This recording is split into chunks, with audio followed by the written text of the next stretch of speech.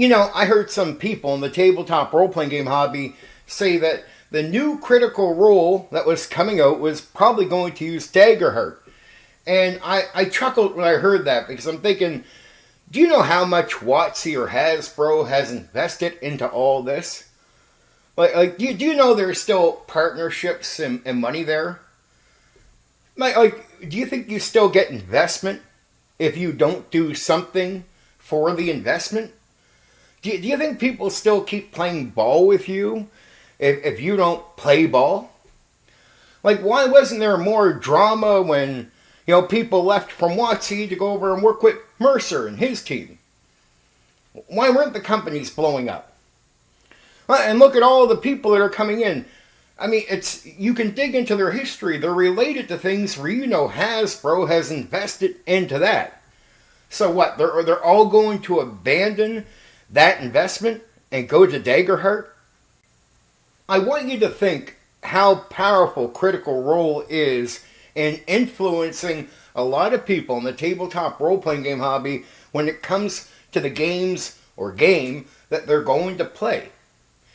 Do you know how upsetting it would be for WotC or Hasbro to let Critical Role promote Daggerheart in the midst of them taking a bit of a hit with the 2024 version of D&D? No, they want that to sell. They want that to come back around. And, they're investing in all this, so they're going to expect Critical Role to promote Dungeons and Dragons, to save them there. This is why you have peace. But you forget, Hasbro has its hands in everything. And not just under the name Hasbro, it has all kinds of investment companies under different names. There's a lot of guys out there that think they're buying miniatures from different companies and not supporting WotC. Not knowing that WotC is an investor, a partner in many of the companies where they're purchasing miniatures, for example. They're not under the name Hasbro or WotC. They're under a different name. But they're partners. And they'll make money off of your purchases of miniatures. They got their hands in many things. That's why a lot of companies now, you'll see them take a hit somewhere. But they're doing all right. Seems like the company is fine. Why is that? Because the company has its hands in so much that you don't know about. I'll give you a great example. WWE, the wrestling program. For a number of years there recently, they fell off a cliff with the wrestling show. The ratings were down. Everything was down. But they were making an extreme amount of money. And you're like, well, how? It's because they have their hands in a lot of things as partners, but not just under the name WWE. They have all these investment groups that they run. It's all for legal reasons. It's all to get around shit. But trust me, there's a lot of, companies where WotC or Hasbro is a partner in that company, and you have no idea. I swear some of the companies have no idea that their partner is really Hasbro. I know a lot of people in the tabletop role-playing game hobby like to assume or like to try to figure things out based on some drama or information on the surface. But this is the business world. When you get down to business, the game is completely different, right? It's obviously something TSR back in the old school didn't understand was business. A lot of people in this hobby don't understand business. Do you understand Critical Role running Daggerheart is such a threat to what WotC is doing that you think Hasbro wouldn't, take a shot at them? Do you think they would just let that go? Do you think they'd still have their money invested into these people? Yeah, and it's still invested. Do you think they'd still have their money going into this? Why they promote Daggerheart? I get common sense tells you that Daggerheart would be the thing they want to promote. Yeah, it makes sense when you think about it in simple terms. But then when you start thinking about the consequences around that, that's where you have to start understanding businesses. It's not just, hey, it'd be good for them. It's just, what's the consequences to Daggerheart getting that type of promotion? Why Dungeons and Dragons is taking a hit? And you got to be real. Critical Role is the most influential group out there. I mean, if fucking Watsy or Hasbro is going to send some Pinkertons to your fucking door, do you think they're going to let that go? So when I heard people say they were going to use Daggerheart, right away it just told me you know nothing about business. You know nothing about business, right? It's, you know, surface level shit. That's all you know. It's all you try to understand.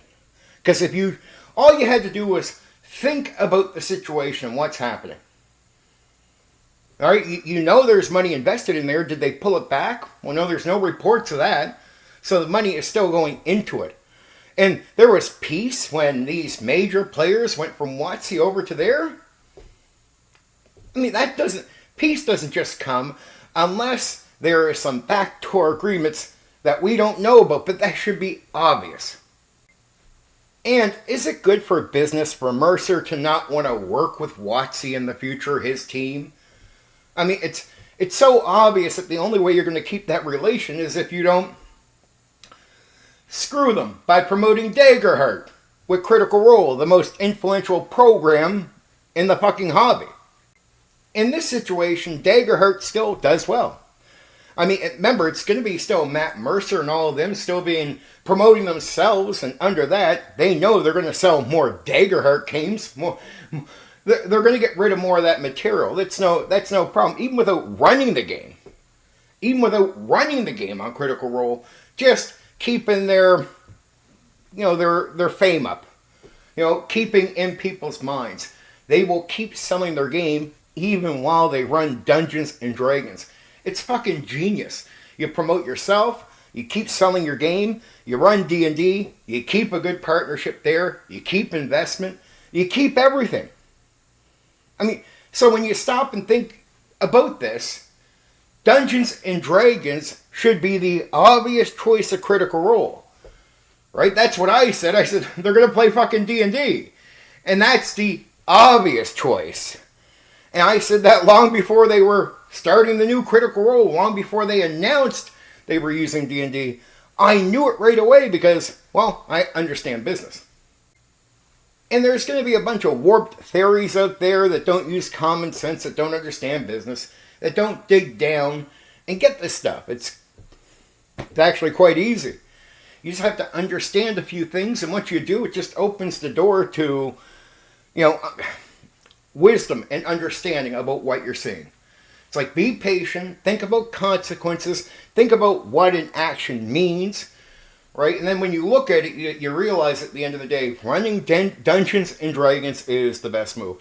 Now, there was one person saying, because Brendan, I guess, is running multiple games from multiple groups or something like that, the DM.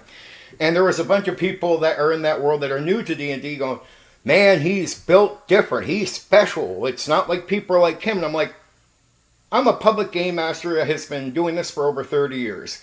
I casually have ran more players, more groups in a shorter period of time than him. And I'm not trying to brag, I'm just saying, yeah, good, he's working hard, I'll give it to him, but he's not amazing, he's not built different, pretty casual fucking thing. And most experienced public game masters run circles around that guy, outwork him, and run for more players. Right? Just saying, being real with you. Good on him for taking on multiple groups. I mean, he can juggle that. That's not an issue. That's pretty easy in all reality if you're an experienced game master. Like people like me. Right? But if you're new to the hobby, you might look at what he's doing and go, wow, I'm amazed. Super impressive. It's not really. Because it's such a casual thing to do that it's not really that impressive. Right? I respect the guy for his work, where he's gotten his name, all that good stuff. I think he says some stupid things, and I refuse to praise him and put him up on a pedestal when he hasn't earned it. Like, he's not doing enough work to earn the pedestal, so no. That pedestal goes to DMs that outwork him, or game masters that outwork him pretty casually, all the time, have for decades, right? So that's their pedestal. He can sit on a bottom chair where he belongs until he works his way up and earns that respect and has spent his time in the hobby like people like me. I've been game mastering since 1991, right? And outside of a little over a year where I had to go to work, I have not missed a single month without running at least one gaming session since 1991. So I ran a lot. And on schedule, I've done what he's doing and more multiple times, right? So it's not that I'm trying to brag. I'm just trying to say is don't brag about something that is not something you brag about. If other DMs are out there casually outworking a person like Brendan, which they are, he's not built different. He's built pretty normal. Okay. I love you for now. Take care.